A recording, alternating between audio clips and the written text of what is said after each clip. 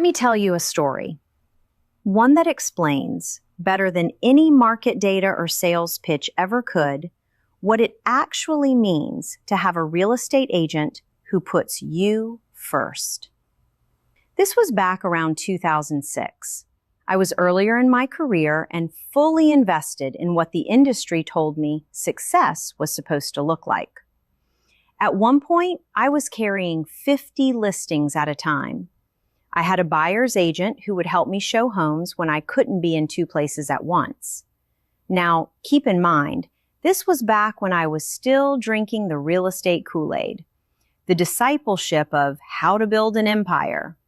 I'll come back to that. One day, the president of a bank reached out to me. He had a luxury home on Jackson Lake, listed somewhere around $800,000 at the time, which in 2006 was a significant property. He'd already been listed with 3 or 4 agents. None of them could sell it. One of his clients at the bank told him to call me, said I wasn't from Jackson, but I wasn't far off, said he'd like the way I worked because I did things differently. So he called and we listed. Every other agent before me had told him to lower his price. I told him not to. Keep it exactly where it was. We started getting showings. I showed it. My buyer's agent showed it. Other agents showed it. A lot of interest. My buyer's agent wrote up an offer, and she was thrilled, understandably. It was a beautiful property. It would have been a wonderful closing for her. I genuinely wanted her to get it. But by the time her offer came in, we already had multiple offers on the table. You could see the wind let out of her sails when I told her. She asked me what the other offers were.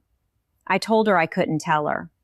All I could do was let her know there were multiple offers and ask her to confirm her buyers were comfortable. Now, remember, this is 2006.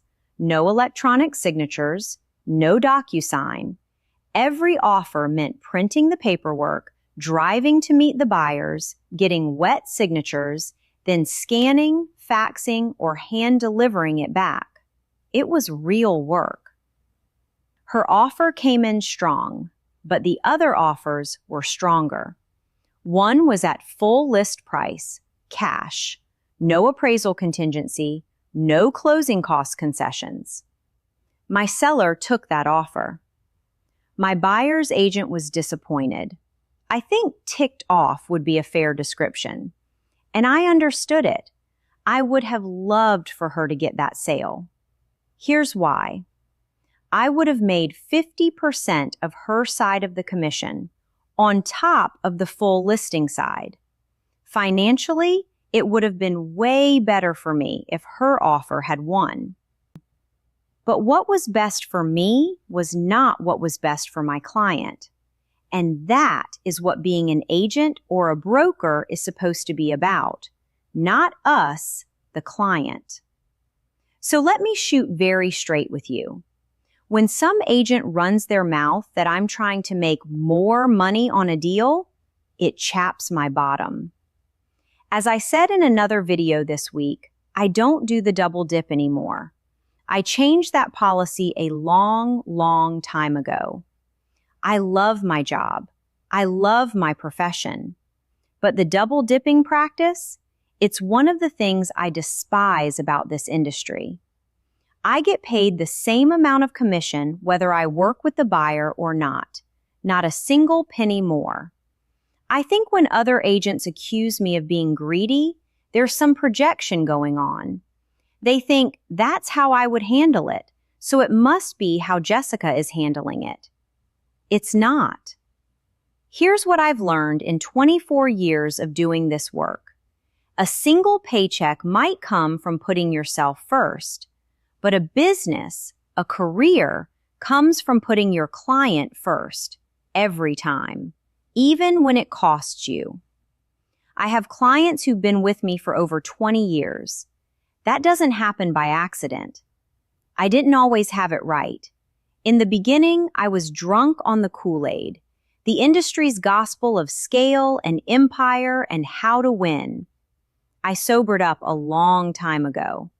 So if you have a question or a concern, if you've heard something and you want to know the truth, just ask. Anyone who knows me will tell you the same thing. I'm not going to pull my punches.